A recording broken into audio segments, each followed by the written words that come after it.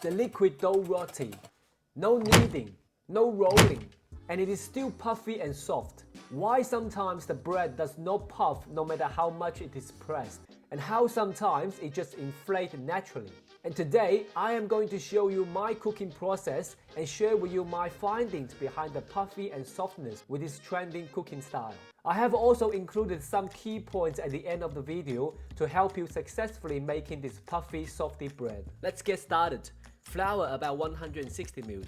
Water about 200 ml. Pour all the water into the flour. Mix into a batter. Stir until there are no flour or clumps can be seen, and the consistency should be like pancake batter. Turn the stove on to high heat to heat up the non-stick fry pan. I put some water droplets on the fry pan, and if they just start bubbling, then it's ready to go. Just before pouring the batter, turn it down to low heat. Drop 1 scoop of batter on the center of the fry pan. Spread it out with the back of the scoop slightly. Look closely. There are small air bubbles on top of the batter. Some popped and disappeared, but some are leaving a hole on the top side. These are what I call the puffy killer. I will explain a little bit more at the key points section. Now after about 3 minutes, the top side should have completely changed color and forming a dry, soft layer. It's time to flip the roti and let the other side see the sunlight. Flipping the roti could be tricky. Lift one edge with a spatula carefully and use your fingers to help lift and flip. It should feel like flipping a half-dried jellyfish. If you find the bottom side is too soft and sticky to be lifted, wait a little bit longer. The important thing is not to break this jellyfish. Let it sit for 2 minutes.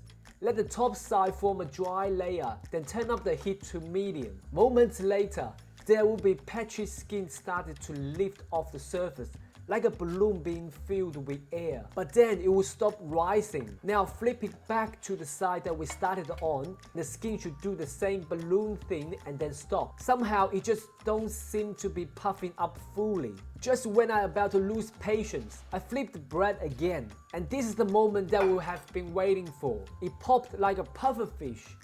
I just wanted to drop it in the water and let it swim. Flick to the other side and it stayed puffed. Yes!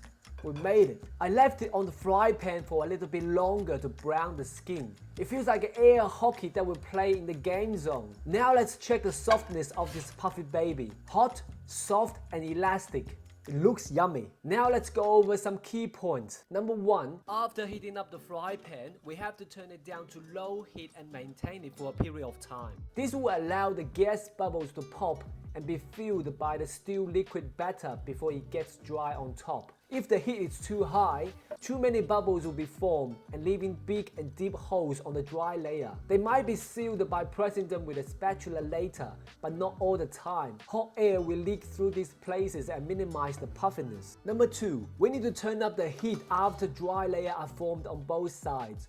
Constant low heat will not puff the roti, and you might be in the kitchen cooking this bread until bedtime.